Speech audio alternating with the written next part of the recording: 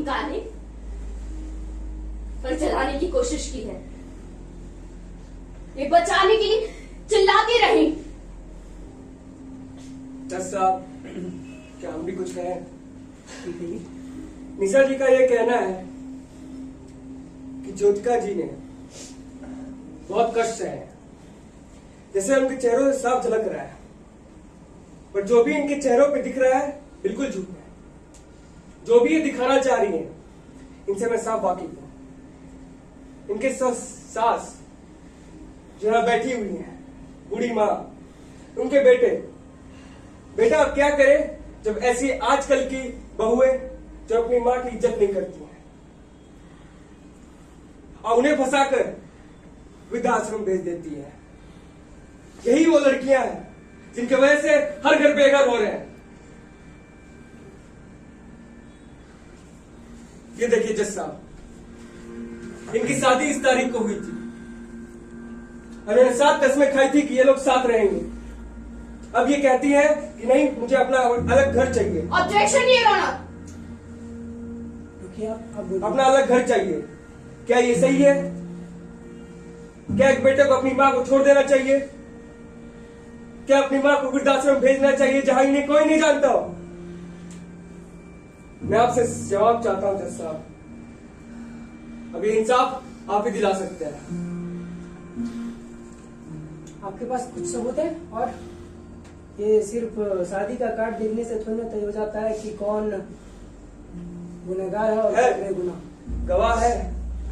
इसकी मैं इनके छोटे भाई केशव को बुलाना चाहता हूँ। क्या करें?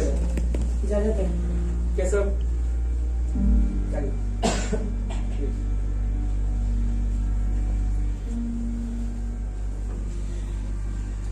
क्या मैं इनसे पूछ सकता हूँ? परमिशन? तो बताइए केशव जी, क्या हुआ था उस रात को, जिस रात इन दोनों अकेले कमरे में लड़ रहे थे और जब माँ आई थी इनसे पूछने के लिए? ये सर हमारी भाभी हैं, हर टाइम फोन में लगी रहेंगी। माता जी को कुछ खाने को नहीं देती हैं, लड़ती रहती हैं। हमारे भैया बाहर रहते हैं, चिकबाजी रहती है हमारे घर में हर टाइम, इन्हों की वजह से। ये रोना। क्या? एक सेकंड, क्या माता जी ने इन्हें मारा है कभी? माता जी तो हमारी गाय है, वो उठती भी नहीं है पलंग से। इन्हें मारे। क्या इनके पति ने इनको कभी मारा है? बड़ी बात बोलूंगा, हमारे भैया बिल्कुल भी छोटे से पाला है हमें, बिल्कुल भी हाथ नहीं उठाते, तो इन्हें क्या मारेंगे? और इनकी क्या हरकतें रहती है घर में, ये आप बताएं सबके सामने। दिन भर कभी छत पे लगे रहना, कभी। ऑब्जेक्शन ये रोना। 1 मिनट, निशा जी आपकी भी सुनी जाएगी। पहले आप चिंता क्यों कर रही है? पहले गवाही तो सुन ले। हर टाइम तो घर से बाहर रहना, कभी छत पे रहना, कभी फोन में लगे रहना, यही लगा रहता है सारी मौका। Thank you Keshav. और क्या सकते हैं? तो देखा जैसा हो आपने किस तरह के छोटे भाई ने जितनी भी गवाही दी, सारे के सारे सच है। तो मैं पूछना चाहता हूँ निशा जी से, क्या आपके पास कोई पुख्ता सबूत है?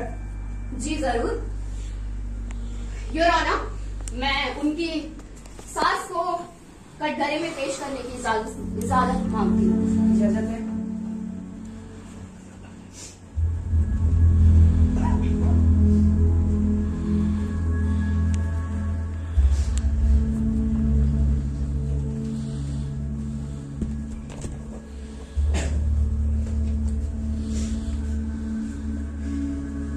हाँ जी, आप कितने साल की हो गई हैं? 55। और क्या क्या करती हैं आप घर पे? थोड़ा मोड़ा जो भी काम होता है घर में कर लेती हूँ। मेरी इतनी हालत ठीक कहाँ है, पैरों से चला नहीं जाता ठीक से। देखा ये रौनक, ये कह रही है कि ये 55 साल की, इससे साफ जाहिर होता है कि ये अपनी बहू पर कितने अत्याचार करती होंगी। मेरी बहू इससे ये कहाँ साबित होता है? एक मिनट, अब आपको बोलने की मौका दी जाएगी, पहले उनको बोलने दीजिए।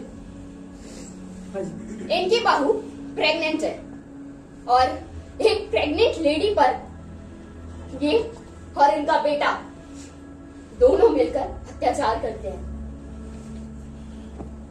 ये झूठ है।